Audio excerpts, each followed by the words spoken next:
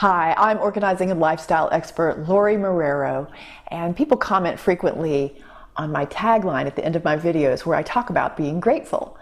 So I want to talk about the practice of gratitude, and I practice that diligently, and it can be a challenge to not only be grateful for the good things that happen, but to find the gratitude in the not so good things.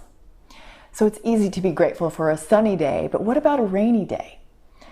And I challenge myself this way, and I look for what can be positive about something, or what's the silver lining, because I believe firmly that everything contains a gift.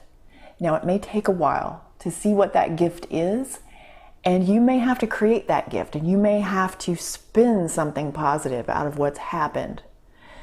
But you know, we can be a victim of things sometimes. So we can be a victim of society, we can be a victim of culture, we can be a victim of an act of aggression or violence. And I was a victim of abuse by an extended family member when I was a child, and it lasted for several years, and it was a horrific thing. And this happens to many, many people. It is shameful how many people this happens to. So we can stay stuck there. We can be victimized. And we can identify ourselves that way. We can lead with that. We can talk about that a lot. Or we can take an appropriate time to heal and mourn and reflect on this incident that happened or this circumstance. And then we can move forward through a process, which I think is really important. First, you can move from being victimized to surviving. And that's an improvement, and you take back some of your power. But surviving is just saying, well, I lived. You know, I lived through it. That's better than being a victim. But I would like to suggest that there's a third state of being that's beyond survival. And that is thriving in spite of what happened to you.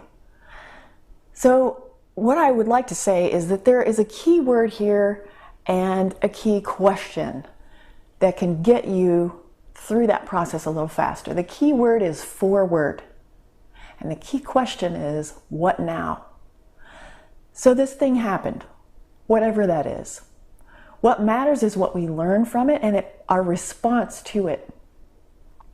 So don't let your struggle become your identity. Don't lead with it.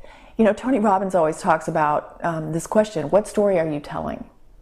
When you meet somebody, what story do you tell about who you are and what's on your mind?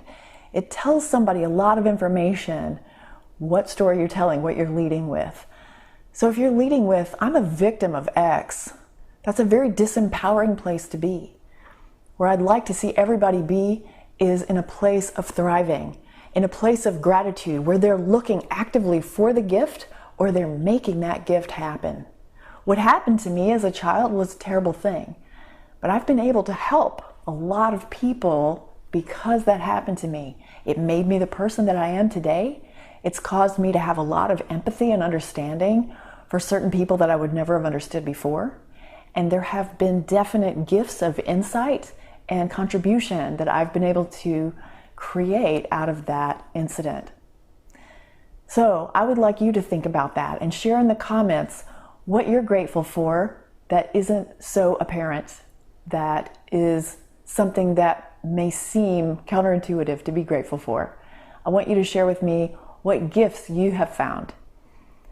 And as always, I'll see you next time. May you always be happy and grateful for having more than enough.